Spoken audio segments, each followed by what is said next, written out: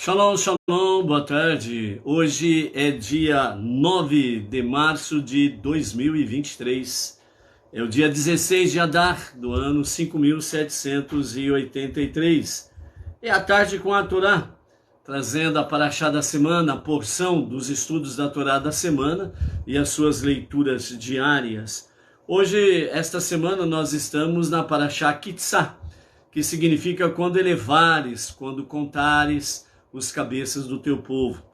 Na sequência da paraxá anterior, que nos trouxe exatamente sobre a questão em si de conectar-se com Deus, que foi a paraxá Tetzaveh, que fala sobre conexão com Deus. E dentro desse aspecto aí, nós somos chamados realmente a não perdermos a nossa conexão com Deus. Por isso, Tetzaveh, a porção anterior, nos fala sobre ordenarás, que está conectado com o aspecto com a palavra no hebraico, tsavata, que é conectar. Então, ordenarás é uma palavra que Deus dá a Moshe de comando. E dentro desse comando, o sentido mais profundo é conectar-se com Deus, certo? Por isso nós tivemos aí a descrição do Mishkan, o tabernáculo no deserto, onde nos falou das três partes importantes do Mishkan. O pátio, que fica do lado de fora, a céu aberto. O lugar dos santos, que é a câmara externa. E o Santo dos Santos, que é a câmara interna, onde somente o Kohen Gadol entrava uma vez por ano. Esta conexão, que fala a paraxá anterior. E agora, quando nós chegamos na paraxá Kitzá, então a ordem, ou a palavra de comando, por assim dizer, que o Eterno diz a Moshe, Kitzá, quando você elevar ou quando você contar os cabeças do povo de Israel, que fala sobre a questão da contagem do povo, E aí nós tivemos aquela questão sobre o meio shekel. O rico não podia dar mais e o pobre não podia dar menos. O meio shekel seria, na nossa moeda, por exemplo, a nossa moeda é R$1, então seria 50 centavos de uma parte e outras 50 centavos da outra, para formar um completo, um todo. Então a Parashá Kitzá, desde o princípio da semana, está trazendo exatamente essa questão, elevação. Quando meio shekel se une a outro meio shekel, então dá um shekel. E isso nos mostrou desde o princípio da semana que individualmente todos nós somos metade. Então aquela pessoa que diz que é autossuficiente, aquela pessoa que tem um poder aquisitivo bem avantajado, empresarial e por aí afora vai, Então pode dizer assim, entre aspas, pode dizer, eu sou autossuficiente, eu não dependo de ninguém. É uma grande mentira. Ele sempre vai depender de alguém. Para que os seus negócios andem bem, ele precisa dos funcionários, os seus colaboradores. E o pobre, ele também depende de alguém. Ele precisa do seu trabalho, ele precisa do seu salário, ele precisa se esforçar, e etc, e etc. Ou seja, pobre e rico, um depende do outro. E é por isso que realmente o Eterno trouxe essa lição do meio shekel na nossa paraxá desta semana, E hoje nós vamos ver aí, dentro da nossa quinta porção, nós vamos ver realmente a questão das duas tábuas, as segundas duas tábuas, a correlação entre as primeiras tábuas e as segundas tábuas. Vamos ver os 13 atributos da misericórdia de Deus para as nossas vidas e para toda a humanidade. Não somente para o povo judeu, mas para a humanidade. Por quê? Porque Deus, ele é o Deus de toda a humanidade, de todo o universo. Dentro dos 4 reinos, ele é Rei absoluto. Ele é Senhor absoluto. Ele é o único Deus, mesmo que pintem diferenças por aí afora, mas ele é o único Deus. E pronto. ok? Então, por isso, na nossa quinta aliá, nós estamos aí dentro do capítulo 34 de Êxodo, e hoje nós vamos ver dos versos 1 a 9, ok? Baruch Hashem por isso daí. Então, sem as delongas, vamos direto ao assunto, para não perdermos tempo, ok? Então, a nossa paraxá de hoje, capítulo 34 de Shemot, Êxodo, do verso 1 até o verso 4, nós temos a questão as segundas tábuas, né? E depois do versículo 5 até o versículo 9, nós temos aí, Deus proclama os seus 13 atributos de misericórdia. Então, versos 1 a 4, né? As segundas tábuas, então Deus disse a Moshe: esculpa para você 2 tábuas de pedra, iguais às primeiras, e eu escreverei nessas tábuas as palavras que estavam nas primeiras tábuas, que você quebrou. E esteja pronto pela manhã, suba o monte pela manhã e permaneça de pé perante mim no topo da montanha. Nenhum homem pode subir contigo, e ninguém mais pode aparecer em toda a montanha. Também o gado e o rebanho não pode passar próximo daquela montanha. Moshe esculpiu 2 tábuas de pedras de safira, como as primeiras, e ele se levantou cedo pela manhã e subiu o monte Sinai, como Deus lhe tinha ordenado, levando as 2 tábuas de pedra em suas mãos. Ok? Algumas questões aqui que nós temos para refletir sobre isso daqui, é que as 2 segundas tábuas, Deus falou para Moshe esculpa para você, né? 2 tábuas de pedra. E eu escreveria o que estava escrito nas primeiras tábuas. Então vejam bem, as primeiras tábuas, elas eram 100% elevado ao infinito de santidade. Porque as primeiras tábuas, ela não teve nenhuma intervenção humana. Foi tudo obra de Deus. Deus esculpiu as 2 primeiras tábuas, Deus escreveu nas 2 primeiras tábuas. Quando estava pronto, ele entregou a Moshe. Moshe só teve o trabalho de pegar e depois chegar lá embaixo, ver o povo se prostituindo diante do bezerro de ouro, se prostituindo, adulterando contra Deus, porque trocaram Deus por uma imagem de um animal que come feno, né? O bezerro de ouro. E aí então, nesse sentido que aconteceu, as tábuas quebraram-se. Quais são os detalhes dessas primeiras tábuas? Segundo o Talmud e a Mishnah, os nossos sábios trazem para nós da seguinte forma, falando de forma simples e bem objetiva. As 2 primeiras tábuas, como foi 100% obra das mãos de Deus, por assim dizer, né? Deus esculpiu as 2 primeiras tábuas, ele escreveu com seu dedo, como é dito de forma simples para que as pessoas possam entender, porque Deus não tem mão, não tem dedo, etc. e tal. Então, nesse sentido, significa que Moshe, quando ele recebe as 2 primeiras tábuas, ele recebe uma obra-prima do próprio Deus, assim como foi a questão da criação. Tudo Deus fez, tudo Deus criou, e a obra-prima da sua criação foi exatamente o ser humano, que do boneco de terra, ele soprou em suas narinas o fôlego de vida, e aquele boneco de terra passou a ser alma vivente, passou a ter vida.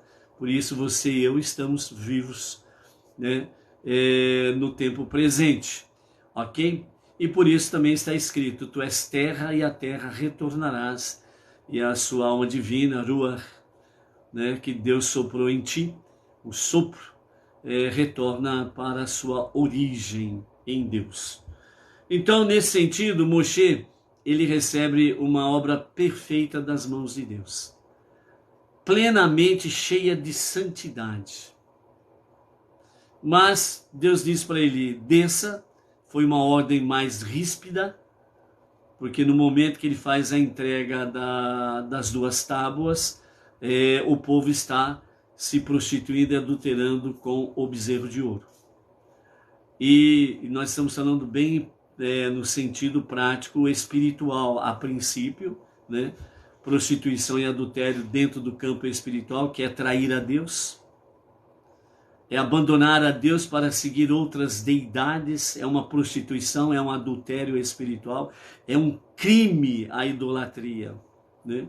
E em seguida Deus fala para ele, desça porque o seu povo está pecando. E então Moshe, ele desce, e aí então quando ele chega, vê aquele cenário, o bezerro de ouro, as pessoas se prostrando, adorando como se fosse um Deus. Então Moshe quebra as tábuas. Então as primeiras tábuas, elas eram 100% obra de Deus, sem nenhuma ingerência do ser humano. Mas ela foi destruída. As segundas tábuas, Deus diz aqui a Moshe, esculpa.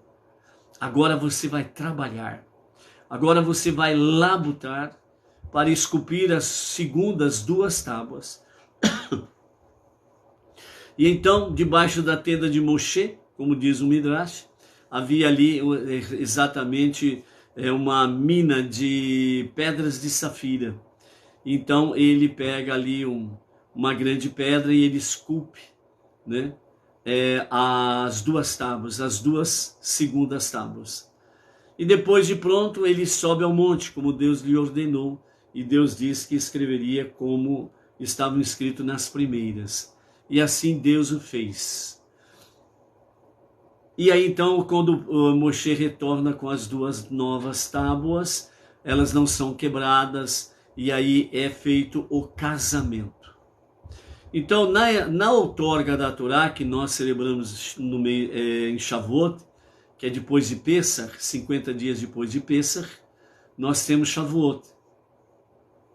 E Shavuot, na realidade, é o casamento de Deus com o povo judeu. Porque a partir daquele momento o povo judeu passou a ser oficialmente o povo escolhido de Deus, a noiva de Deus. Qualquer outro título que for dado como noiva de Deus a qualquer outra coisa, ou qualquer outro grupo, ou qualquer outra formação religiosa, está fora do contexto da verdade. E porque as primeiras tábuas, sendo totalmente obra divina, foi quebrada, e as segundas tábuas, tendo participação do ser humano, mais a participação divina, elas não foram quebradas e elas existem, só que está oculta aos seres humanos, e ela será revelada nos dias de Mashiach. Na outorga da Torá, Deus estava mostrando uma realidade, uma fusão entre o divino e o humano. O divino já não estava mais distante. Então, de forma oficial, por assim dizer, a partir da outorga da Torá no Monte Sinai, Deus ele voltou a revelar a sua Shekhinah, a sua presença divina nesse mundo inferior. Quando Deus fez a criação, tudo era perfeito, até o 7º dia, onde ele separou, santificou e descansou. Numa linguagem humana, para entendermos que no 7º dia Deus cessou com a obra da criação. Ok? Então, nesse sentido, Deus viu realmente na conclusão que tudo era muito bom. Desde o princípio da criação, Deus diz e viu que era bom. Mas na conclusão ele diz e viu que era muito bom. Mas aí depois veio o pecado de Adão. Então a ausência divina, melhor dizendo, a presença divina, ela se afastou mais do nosso mundo inferior. Depois tivemos o assassinato de Caim sobre Abel. A ausência, a Shekhinah, a presença divina, afastou-se ainda mais. E assim consecutivamente, à medida que foram acontecendo as catástrofes espirituais chamadas pecados, Deus se ausentou. E então ficou né, de uma certa forma, né, uma expressão para nós entendermos, a presença divina ela ficou distante. Deus não deixou de estar presente nem de falar com os seus. Mas para nós entendermos a presença divina, ela ficou mais distante de nós, dos seres humanos e do próprio mundo inferior. Quando vem a outorga da Torá, então Deus ele renova essa graça. E ao renovar essa graça, então, através do povo judeu, a Shekhinah, a presença divina, na qual o universo, o nosso planeta e nós, todos seres viventes nesse planeta, a sua Shekhinah, que vem através dos 10 filtros conhecido como Sefirot, é a dimensão em que o nosso universo, que o nosso planeta e que nós, seres vivos, podemos suportar essa presença divina, muito diferente dos dias de Adão e Rava antes do pecado. Então, nesse sentido, a presença divina, ela retornou para estar entre os seres humanos, a partir do povo judeu. Então, na outorga da Torá foi feita a fusão. O santo e o humano se fundiram. Por isso, disse Deus, habitarei entre eles, no meio deles estarei ali presente. Então, por isso nós falamos, né, uma expressão humana também para nós entendermos o nosso sentimento no sentido de presença divina, né? Eu sinto a presença de Deus, né? Tem muita gente que faz isso daí como se fosse uma coisa banalizada, mas tem muita gente que leva muito a sério isso. E ele leva muito a sério o seu serviço a Deus. Então ele realmente sente a presença divina, a sua Shekhinah, ok? Então isso se tornou possível através do Monte Sinai. As 2 primeiras tábuas, santidade plena, porque Deus fez tudo. Esculpiu as 2 tábuas e escreveu. Nas segundas 2 tábuas, então houve a ingerência do ser humano. Ou seja, Moshe, ele esculpiu as 2 segundas tábuas. Depois ele levou ao monte e Deus escreveu como estava escrito nas primeiras tábuas. E elas não foram destruídas, elas são reais e estão conservadas e afastadas dos olhos humanos. E a sua localização, né, que está dentro da arca, né? Então, assim como a arca e as tábuas, elas serão reveladas nos dias de Mashiach, quando o terceiro e definitivo templo será construído. Ok? Qual é a mensagem que nós temos? Porque as 2 primeiras tábuas plenamente santa e as segundas tábuas, a ingerência do ser humano junto com Deus não foi destruída e ela permanece existindo. As primeiras tábuas, apesar de terem sido quebradas, elas também foram preservadas dentro da arca. A mensagem de Deus ela é direta para cada um de nós. Numa linguagem humana para entendermos. Deus está dizendo, eu preciso de você para executar o meu projeto, o meu plano. E você sem mim não é nada. Você precisa de mim. Ou seja, eu preciso de você e você precisa de mim. Juntos é que nós poderemos fazer grandes milagres acontecendo. Por isso os milagres de Deus não são assim, do nada. Deus, para operar milagres, ele precisa da ingerência do ser humano. O ser humano, ele precisa agir em parceria com Deus para que os milagres aconteçam. As pessoas foram doutrinadas dentro dos seus segmentos religiosos que você não precisa fazer nada. Você não precisa fazer nada. Porque aquele que foi levado ao madeiro, por exemplo, né, ele já fez tudo por você. Você não precisa fazer nada. A sua salvação está garantida e você pode ficar na sombra e água fresca, por assim dizer. E não é o projeto de Deus esse. Deus só pode operar milagres quando há união entre o ser humano e Deus, a fusão. Caso contrário, milagres não acontecem. Ah, mas por que aconteceu isso, por que aconteceu aquilo?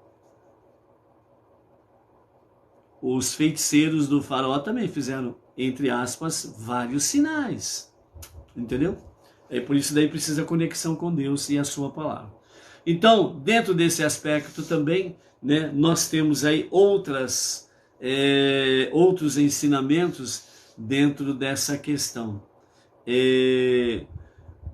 Outra questão que nós podemos aqui evidenciar por que as tábuas que teve 100% somente a ação divina foi quebrada, destruída, e aquela que teve a ingerência do homem junto com Deus não foi quebrada, foi preservada e está escondida dos olhos dos seres humanos.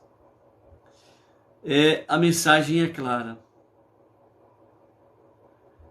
Para que as coisas sejam eternas, é preciso que o homem trabalhe com Deus.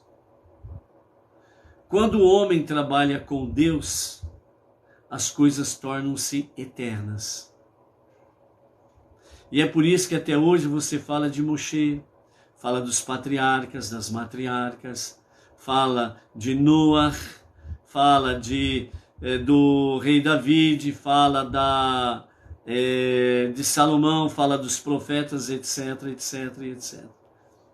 Porque somente com o homem trabalhando em parceria com Deus, as coisas tornam-se eternas. Por isso que as segundas tábuas não foram quebradas, estão preservadas e será revelada nos dias de Mashiach. Ou seja, você quer ver coisas espetaculares acontecendo na tua vida? Seja, de fato, um sócio com Deus, um parceiro com Deus, um amigo de Deus no seu dia a dia. E você verá coisas espetaculares acontecendo na tua vida. Segundo os nossos mestres do Hassidismo, eles fazem seguintes comparações entre as primeiras e as segundas tábuas, dizendo: há várias diferenças fundamentais entre as primeiras e as segundas tábuas. As próprias tábuas, as primeiras tábuas eram a obra de Deus, como nós vimos lá em Shemot 32:16. Enquanto com relação às segundas tábuas, Deus disse a Moshe: esculpa para você novas 2 tábuas, que é a nossa aliada de hoje, capítulo 34, verso 1. Então essas são a primeira diferença entre as duas. Uma é obra divina, outra é a obra do homem. A escrita, segundo o Talmud, fala que só as primeiras tábuas possuíam a qualidade da escrita de Deus, que faria com que as palavras estivessem gravadas para sempre nos corações de Israel e nunca fossem esquecidas, como está escrito pelos comentários de Irash e no Talmud Eruvim 54a. Ou seja, as primeiras tábuas ela tinha a qualidade específica, que era exatamente a escrita de Deus. O objetivo era descrever realmente as palavras divinas nos corações dos seres humanos. Agora, né, com a ingerência do homem nas segundas tábuas, ele tem que labutar por isso. Ele tem que desejar, buscar, para que Deus escreva no seu coração as suas palavras, ok? O nível espiritual de Israel. As primeiras tábuas, os judeus eram tzadikim, justos. Nas segundas tábuas, eles eram Baalei Teshuvah, penitentes. Qual que é a diferença aí? Na primeira entrega das primeiras tábuas, o povo estava ali realmente ao pé do monte, que significa embaixo do monte, né? Que significa que eles estavam lá embaixo mesmo do monte.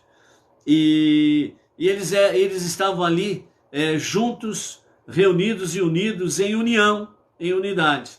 Então, ali nesse sentido, eles eram tzadikim. Mas como eles calcularam mal os dias de Moshe no monte, e aí fizeram o bezerro de ouro, então eles pecaram.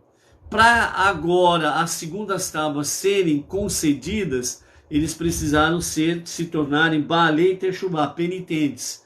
Ou seja, eles precisaram fazer Techuvá, quer dizer, um retorno a Deus para um verdadeiro e genuíno arrependimento. Então, por isso, Baalei Techuvá, penitentes, né? E eles se tornaram penitentes, ficaram de fato condoídos com a sua transgressão contra Deus. O nível espiritual de Moshe, agora vejam bem como que afetou Moshe essa história. Moshe recebeu 1000 luzes como um presente quando a Torá foi dada, né? Ali pela primeira vez, com as primeiras tábuas. Então, Moshe recebeu 1000 luzes divinas, certo? Quando o pecado do bezerro foi instalado e aquilo aconteceu, quando ele realmente destrói as tábuas, as primeiras 2 tábuas, realmente estas luzes, elas foram retiradas de Moshe, retornou a Deus. E aí, quando foi entregue as segundas tábuas, então ocorreu outra coisa fantástica. Tiveram as vantagens que, primeiro, elas foram dadas com Halachot, Midrashim e Agadot. São os ensinamentos, preceitos, né? Toda a palavra divina dada a Moshe. E a segunda questão foi que exatamente a face de Moshe brilhou como luz quando elas foram dadas. Ou seja, nas segundas tábuas, o rosto de Moshe brilhou. Mas nas primeiras tábuas, Moshe, segundo os nossos mestres do Hassidismo, ele recebeu 1000 luzes. Se na segunda o seu rosto brilhava, na primeira, se não tivesse acontecido o pecado do bezerro de ouro, Moshe era simplesmente um facho de luz. Aquele facho de luz semelhante ao sol que não poderia nem olhar para ele. Quase semelhante ao sol, ok? De tanto brilho que seria irradiado através de Moshe. Se com o simples brilhar do seu rosto o povo ficou apavorado, imagine então se Moshe chegasse ali como uma verdadeira tocha humana, entre aspas, por assim dizer. Entendeu? Então, ele perdeu a 1000 luzes, porém, ele recebeu a graça em que o seu rosto brilhava, né? Então, a presença divina se tornou forte na vida de Moshe. Deus não deixou Moshe, de fato, em momento algum. Quando nós entramos no versículo 5 ao versículo 9, agora nós temos aí exatamente os 13 atributos da misericórdia de Hashem. Então, versos 5 a 9. Deus desceu numa nuvem, esteve ali com Moshe e ele, Deus, clamou em nome de Deus. E Deus passou diante de Moshe e proclamou: Deus do pecador, Deus do penitente, Deus misericordioso, que é compassivo e gracioso, lento para irar-se, abundante em amor e verdade, para recompensar. Preserva atos de amor que as pessoas fazem por 2000 gerações, perdoando os pecados intencionais, rebelião e erro, que são os pecados involuntários, que absolve, mas não tudo de uma vez. Ele guarda os pecados dos pais para seus filhos e para os filhos dos seus filhos para a 3ª e 4ª gerações. E depois os versos 8 e 9 diz que Moshe se apressou, inclinou sua cabeça para o chão e prostrou-se diante de Hashem. E ele disse: se você está realmente satisfeito comigo, ó Deus, que Deus vá entre nós, como prometeste. Esta nação pode ser inflexível, mas você perdoa nossos pecados intencionais e involuntários e faça-nos seus, absolutamente seus, ok? Então, comentando os 13 atributos de Hashem, né, os nossos mestres eles trazem os 13 atributos para compreendermos de forma melhor. Então, nós temos aí os 13 atributos, eles são assim: eterno, Deus piedoso e gracioso, lento em irar-se, grande em benevolência e verdadeiro, preserva a benevolência por 2000 gerações, perdoa a transgressão, a iniquidade, o pecado e limpa. Então esses são os 13 atributos de Hashem. O que significa cada um deles? É isso que nós vamos ver agora. Então os nossos mestres nos ensinam da seguinte forma. Então nós temos aí primeiramente onde fala eterno, eterno, ou Deus, Deus. Então a primeira expressão se referindo ao eterno está dizendo o seguinte, Deus, eu sou aquele que tem compaixão do homem antes que ele peque, mesmo sabendo que no final ele pecará. Este é o nosso Deus. Ele sabe que você e eu vamos pecar, por isso que Deus não está procurando ninguém perfeito, como foi dito ontem, ok? Deus está procurando pessoas autênticas, verdadeiras, que realmente falam, Senhor, eu sou estupim curto, aliás, nem curto ele é para dentro. Então é aquele negócio, pisou no meu caninho de estimação, eu já estou dando coisa para todo lado, né? Vira e mexe aí, eu estou cometendo uns deslizes aqui e ali. Lógico que é algo que não compromete de forma séria, né? Porque nós precisamos tomar cuidado com determinados tipos de pecado, porque aí não tem como ficar se explicando, né? A idolatria, adultério e por aí afora, né? Assassinato, né? Roubar, sequestrar, temos que tomar cuidado com essas questões. Esses deslizes aqui são aquelas questões como seres humanos nós somos. De repente nós somos pegos numa mentira, né? O telefone toca, aí a esposa atende, é o fulano, aí o maridão fala, não tô não. Entendeu? Ou então o telefone toca, o marido atende, é amiga, né, da minha esposa, quem é? É a fulana. Aí a esposa rapidinho, não tô em casa. Então são aqueles deslizes que realmente assim, nós não manchamos a reputação de Deus, por assim dizer, ok? Como foi o pecado do bezerro de ouro para o povo ali, né? Então houve uma reprimenda terrível, né? Por causa da gravidade do pecado. Então a gente precisa tomar cuidado. Somos sujeitos a falhas, estamos, né, nessa configuração, e vira e mexe a gente dá uns escorregões, né? Então nós precisamos sim, sempre ser vigilantes para que, à medida que é maior o pecado, a techuvá ela precisa ser maior, né? E isso vai exigir mais de cada um de nós. Então é onde nós precisamos ser vigilantes. Então Deus sabe que você e eu vamos pecar, nós vamos errar, Deus sabe. Mas antes de nós o fazermos, então eu sou aquele que tem compaixão.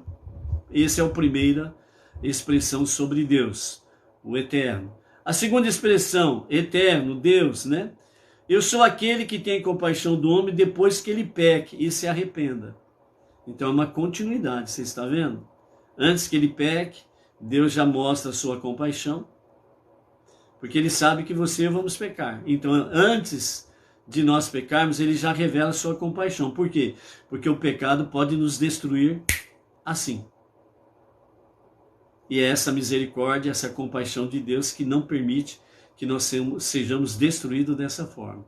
A segunda expressão para eterno é, mesmo que ele peque, depois que ele peque, eu tenho compaixão dele, certo? E se arrepende. Então aí precisa da techuvá, o retorno a Deus para o genuíno e verdadeiro arrependimento. Terceiro, Deus, que é a expressão que nós encontramos, né? Significa, esse também é um atributo de misericórdia, conforme está escrito. Meu Deus, por que tu me abandonaste, como diz o salmista, né? Pois não se pode dizer ao atributo de justiça severa, porque tu me abandonaste. Então, nós não podemos dizer para a justiça divina, porque tu me abandonaste. Então nós falamos, Deus, porque tu me abandonaste. Porque a justiça de Deus é a esquerda, né? Representa a sua esquerda, a severidade, a gevurá, o juízo. Então nós clamamos a Deus, que é que tem compaixão. Quarto item dos 13 atributos. Ele é piedoso, ou seja, tem piedade dos pobres. Quinto, é gracioso. Ele é gracioso com os ricos. Então nós temos aqui dois itens: piedoso para com os pobres, gracioso, ele é gracioso com os ricos. Ou seja, aqui nós temos a questão da revelação do meio shekel. O pobre precisa do rico, o rico precisa do pobre. Não podem viver independentes. E para que a misericórdia de Hashem se revele, a sua misericórdia, a sua compaixão, tanto o pobre como o rico, nós precisamos agir de forma correta, para que a piedade não se afaste de nós, os pobres, e para que a graça não se afaste dos ricos. Ok? Sexto, lento em irar-se. Ele é paciente e não tem pressa de castigar, pois espera que o homem venha a se arrepender. Esse atributo aqui, o sexto atributo, lento em irar-se, né? Esse atributo aqui derruba por terra toda a arquitetura do mundo religioso secular que apregou por muitos anos que o Deus do Antigo Testamento é um carrasco, que ele não tem misericórdia, que ele não tem paciência, que o pecador, o homem ao pecar, ele já é destruído automaticamente. Então, não tem fundamento nenhum isso. Por quê? Porque se não fosse a compaixão de Deus para com os pecadores, não teria ninguém vivo. Então essa falácia de certos segmentos religiosos e de certos pregadores aí que são totalmente obsoletos, para não falarmos outra coisa, né? Não tem vantagem nenhuma, é blá blá blá, blá blá blá e blá blá blá. Então cai por terra aqui essa pregação que Deus não é paciente, que o Deus do Antigo Testamento é um carrasco. Aliás, isso é uma ofensa muito grave para com Deus, que esses pregadores anunciaram, e alguns ainda continuam anunciando aí nos seus templos, né? Justamente para amedrontar as pessoas e afastá-las do caminho da verdade. Porque se as pessoas conhecerem o caminho da verdade, um certo pregador, ele disse assim: eu vivo disso. Se eu falar a verdade, é capaz até da minha família me abandonar. E eu só vivo disso. E se aí todos me abandonarem, vou viver do quê? Então, quer dizer, é bom apregoar a mentira. Meias verdades, meias mentiras. E vai aí trazendo o povo, né, no cabresto, sob o medo, ameaça. Agora, o povo também tem sua culpa, né? Porque principalmente nos últimos 20 anos, com o avanço da tecnologia, internet, companhia limitada, as pessoas são enganadas se quiserem. Porque tem informações para todas as pessoas. Tem informações ruins, falsas, etc. Tem, mas tem muita boa informação. Tem muita verdade que está aí, né, diante dos olhos de todos. É só fazer uma pesquisa no Google, judaísmo, você vai encontrar milhares de páginas. Faz outra pesquisa no Google, Benei Noach, você vai encontrar respostas. Os não-judeus abraçando o monoteísmo com fundamento judaico e orientação rabínica. Faz uma pesquisa no Google aí, Sinagoga Benei Noach, Regional Bauru, vocês vão encontrar a nossa sinagoga no Google. Faça aí outra pesquisa, Sinagoga Benei Noach, Pádua, Rio de Janeiro.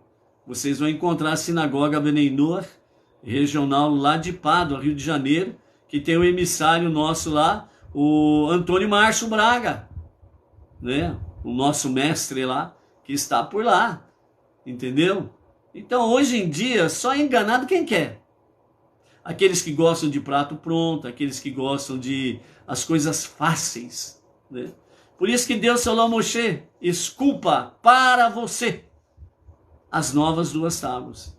Então ele teve que cavucar o chãozinho ali da sua tenda, ele encontrou ali uma grande pedra de safira, aí ele teve que trabalhar naquela grande pedra para esculpir as 2 tábuas, semelhante às 2 primeiras. Então ele teve que trabalhar, labutar, e não foi fácil. Então as pessoas querem tudo de mãozinha beijada, tudo pratinho pronto, né? E é aquele detalhe, né? Você gosta de prato pronto? Procure aí uma mais próxima da sua casa, do projeto do governo do estado, que está escrito lá, prato pronto para o seu almoço. Aí você vai lá almoçar prato pronto. Acabou. Você tem aí o seu prato pronto. Ok? E outro detalhe, né? É o que tem lá. Não tem, você não tem direito à escolha de nada. Ah, não, mas hoje eu quero um bife. Mas lá tem frango. Aí fica difícil, entendeu? Então essa é a questão. Ok? Então, lento em irar-se, ele é paciente e não tem pressa de castigar, pois espera que o homem venha e se arrependa. Só um outro exemplo para mostrar como que Deus é longânimo, né? Quanto tempo demorou para Noé construir a arca? 120 anos. E depois vem aí um incauto dizendo que Deus é carrasco, que Deus não tem paciência. Ele deu 120 anos de prazo para aquela geração se arrepender. Enquanto Noé estava construindo a arca e dizia para o povo, vai vir um grande dilúvio aí. Mas as pessoas não acreditavam, estavam acostumadas à vida fácil. Entendeu? Então é isso daí. Sétimo atributo, grande benevolência. Ele é benevolente com aqueles que carecem de méritos, ou seja, todos aqueles que carecem de méritos, né, que por alguma questão ele tem pouco mérito, né? Então Deus age de benevolência com aqueles que têm poucos méritos, para dar a eles a oportunidade, pelo seu trabalho, pelo seu esforço, né, angariar mais mérito na presença divina, ok? Oitavo, e verdadeiro, ele é grande em benevolência, e verdadeiro, ele recompensa quem cumpre a sua vontade. Então aquele negócio que a pessoa fala assim, eu não estou pensando em recompensa, é mentira. Quem que trabalha de graça aí? Quem que trabalha de graça sem esperar nada em troca? Não existe isso, isso está inerente no ser humano. Eu trabalho e quero minha recompensa. Isso é algo natural do ser humano.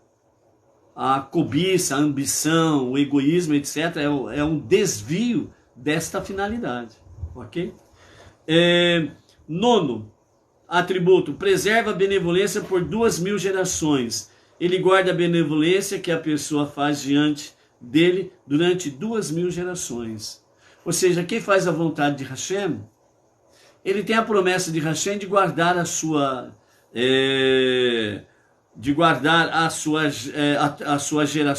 gerações futuras, até 2000 gerações. Olha como que é realmente a benevolência, a misericórdia de Hashem. Décimo, perdoa a transgressão, ou seja, ele perdoa as transgressões cometidas deliberadamente. Como que Deus não é paciencioso, como dizem certos pregadores? Como que Deus não é realmente ele perdoa as iniquidades cometidas, aliás, ele perdoa as transgressões cometidas deliberadamente. Mesmo aquele que o faz de consciência, ele espera a techuvá dessa pessoa para que ele possa exercer o perdão à sua transgressão. Ele não é punido de imediato. Sabe aquele negócio que tem no mundo religioso aí fora? Cuidado, hein? Se você deixar de dar o dízimo, você vai ficar doente, ou alguém da sua família vai ficar doente terrivelmente. Você vai gastar todo o teu salário na farmácia. E olha lá, hein? Se não acontecer coisa pior. Não é que Deus não é misericordioso. É o ser humano que não é misericordioso. Lembra quando Davi pecou? O profeta Natan disse para ele, preferes cair na mão de Deus ou na mão dos homens? E Davi respondeu, eu prefiro cair na mão de Deus, porque Deus tem misericórdia, o ser humano não. Entendeu? É isso daí. O 11º atributo. O 10º perdoa a transgressão, o 11º. E também ele perdoa a iniquidade. Ele perdoa as iniquidades cometidas em um espírito de rebeldia. Mesmo a pessoa agindo em rebeldia, Deus dá tempo para ela fazer techuvá. Um retorno a Deus para um genuíno e verdadeiro arrependimento. Ele dá tempo para que a pessoa possa se arrepender e receber o perdão divino. 12º, e ele perdoa os pecados cometidos involuntariamente. Ou seja, Deus ele perdoa os nossos pecados involuntários, que nós não planejamos, foi um ato impensado, foi ato de momento, e os voluntários, aquele que você pensou e fez. Sempre dando-nos a oportunidade chamada tempo, para reconhecermos a nossa iniquidade e realmente nos apresentarmos diante dele com techuvá, um verdadeiro e genuíno sentimento de arrependimento para receber o seu perdão. E o 13º atributo é: e limpa, ele absolve quem se arrepende, mas não quem não se arrepende. Então esse 13º atributo, ele é bem claro. Ele absolve quem se arrepende, ou seja, ele limpa a nossa ficha. Se nós temos um retorno a Deus, techuvá, um retorno a Deus para um verdadeiro e genuíno arrependimento, ele limpa a nossa ficha. Agora, aquele que não se arrepende, ele também não perdoa. Por quê? Porque a pessoa não se arrependeu. A culpa é de Deus? Não, é da pessoa, porque é a pessoa que não quis se arrepender. Então, os 13 atributos, né, que nós temos aqui, são esses 13 atributos que nós encontramos aqui no capítulo 34 do livro de Shemot, Êxodo, versos 6 e 7, ok? E para finalizarmos, o nosso Rebbe Menachem Mendel, o tzadik da nossa geração, ele diz assim: elevar a força presente no pecado. Então, o que quer dizer isso? Deus convocou Moshe pela 3ª vez, para que ele permanecesse outros 40 dias, né, no Monte Sinai. Então, quer dizer, ele já teve 2 vezes presente. Agora ele vai para a 3ª vez, certo? Neste período, Deus lhe revelou seus 13 atributos de misericórdia, que acabamos de ver. Com a invocação desses atributos, sempre seria possível garantir perdão de Deus. Então, esses 13 atributos é a garantia do perdão para o judeu e para o não judeu. É a garantia de perdão. Então, o 11º, o 12º e o 13º dos atributos de misericórdia, né, que é exatamente o 11, 12 e o 13, que nós acabamos de ver, perdoa faltas premeditadas, faltas por rebeldia e faltas involuntárias. Então a palavra para perdoar, utilizada neste versículo, significa literalmente carregar ou levantar. Baseado nisso, o Rabi Israel Baal Shem Tov, o fundador do Hassidismo, né, ensinou que Deus eleva a faísca da santidade que está contida na falta, no erro da pessoa. Deus eleva esta faísca de santidade que está contida na falta e no erro. Nada, nem mesmo o pecado, pode existir sem conter dentro de si mesmo uma centelha de santidade. Você sabia disso? Que dentro do pecado há uma centelha da santidade divina? Uau! Que novidade, para quem não sabe, obviamente, que novidade preciosa esta. Dentro do pecado existe uma centelha da santidade de Deus. E é por isso que o Rebbe diz, elevar a força presente no pecado. Elevar a força, não o pecado, entendeu? Ou seja, a força que a pessoa tem para pecar, nesse momento, Deus ele acende a centelha divina dentro do pecado, dentro desse momento que você está pecando, para que a sua alma divina seja forte e possa realmente vencer a alma animal. A mesma determinação que a pessoa teve para pecar, Deus acende a sua centelha de santidade dentro do pecado neste momento, para que a alma divina se fortaleça e você possa tomar a decisão correta da Teshuvá.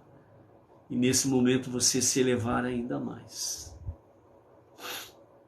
Foi o que aconteceu com o povo judeu, quando houve a Teshuvá por causa do pecado do bezerro de ouro. Foi por isso que quando Moshe desceu, o seu rosto brilhava. Ok? Então, quando uma pessoa se arrepende, Deus eleva a faísca divina presente na falta cometida e a devolve à sua fonte divina. O Rabi Sheneuer Zalman de Liad, o fundador do ramo Chabad do Hassidismo, explicou essa ideia da seguinte maneira: na realidade, é impossível elevar uma ação pecaminosa. Tal ação é uma maldade. E o único tratamento apropriado para o mal é renunciar a ele. Por outro lado, a força do desejo investida na ação não é má em si, pois é possível empregá-la para desejar tanto o bem quanto o mal. Ou seja, o que o fundador do Chabad, do Hassidismo, o Rabi Sheneuer Zalman de Liad, quer dizer aqui? A realidade do fato é que é impossível elevar uma ação pecaminosa. A ação do pecado, ela não é elevada. A ação do pecado, o pecado. Agora, o agente, o objetivo de Deus não é o pecado, mas o objetivo de Deus é o agente, o pecador, o ser humano. Entendeu? O ser humano. Este é o objetivo de Deus. Este é o alvo principal de Deus, e não o pecado. Então, diante desta realidade, elevar uma ação pecaminosa é uma maldade. Então, aquela mesma coisa, o cara é ladrão, todo mundo sabe, e você elogia aquele ladrão.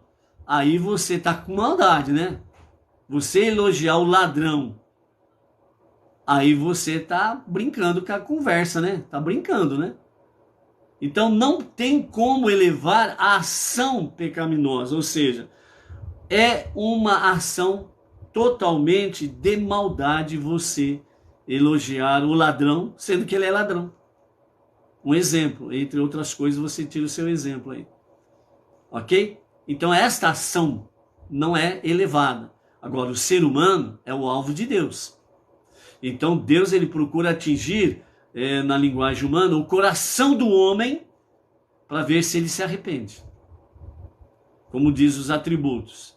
Aquele que se arrepende, Deus faz ficha limpa. Limpa a ficha do peão, Ele fica com ficha limpa, por causa da sua verdadeira techuvá, que é o retorno a Deus para um genuíno e verdadeiro arrependimento.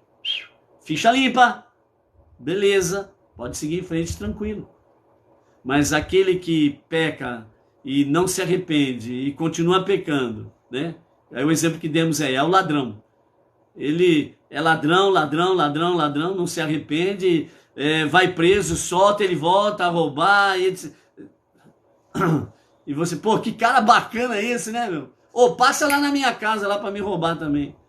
Brincadeira, Entendeu? A diferença aí, Então, e o único tratamento para esta questão é exatamente renunciar o mal.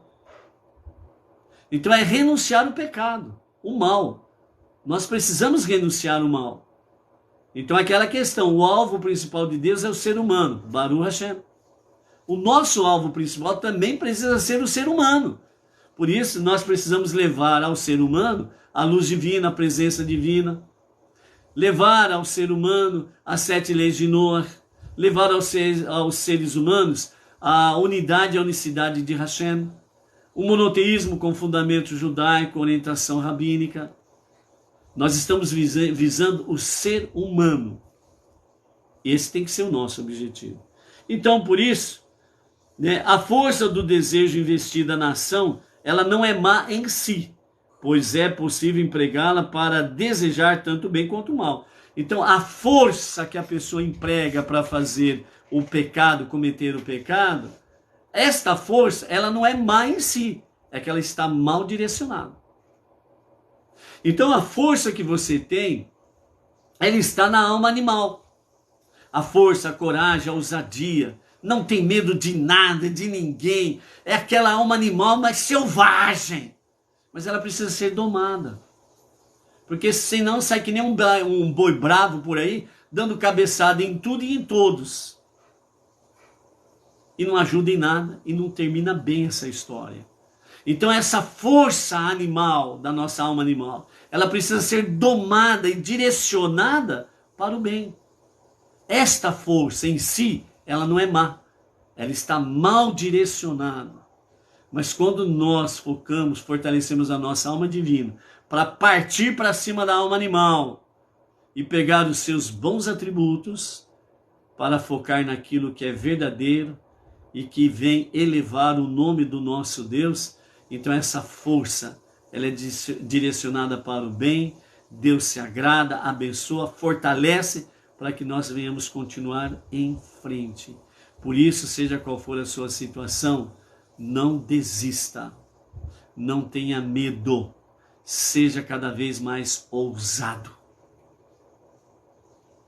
Dizem que você não consegue, mas você fala para si mesmo e para Deus: eu consigo, porque Deus está comigo e eu estou em Deus. Ok? Então, quando nos arrependemos da maneira apropriada, despimos a força do nosso desejo de sua matiz de maldade. Então, quando de fato há um verdadeiro arrependimento em cada um de nós, então essa força, ela é direcionada a se despir, se desprender, se desapegar do mal.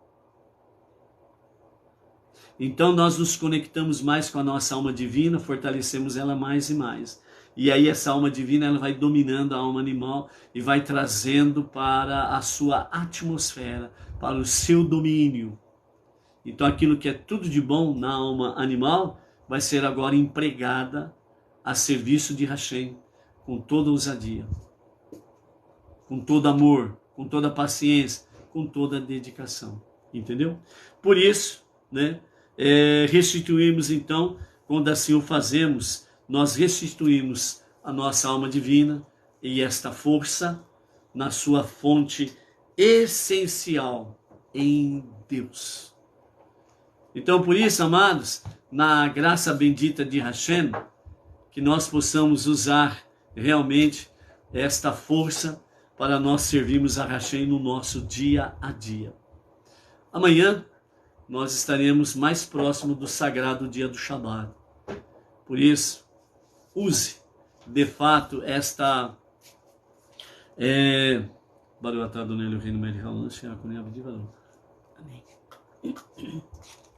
por isso, use de fato, né, este conhecimento para o serviço de Hashem. Ah, mas eu sou fraco, eu sou falho. Não fique focado nisso. Foque na força de Deus. Ah, mas eu levei um tropeção, mas arrebentei o meu nariz. Baruch Hashem, graças a Deus que você arrebentou o nariz. E ainda pode se levantar com o nariz roxo, ralado, sangrando, mas com vida. Tempo para se recompor diante de Deus. Ó que maravilha. Então não perca as oportunidades que Deus te dá, que Deus nos dá, para podermos seguir em frente na nossa tarefa suprema, que é transformar este mundo para ser a morada de Deus. E por isso vamos encerrando o nosso à tarde com a Torá, tchim, com o cafezinho da Ellen, né? Ela é surpreendente. Então, ó, saúde para todos, vida longa. Baruch atah Adonai Eloheinu melech haolam shehakol nהיה b'dvaro. Amém. Delicioso. Amados, até amanhã com a graça de Hashem. Shalom, shalom.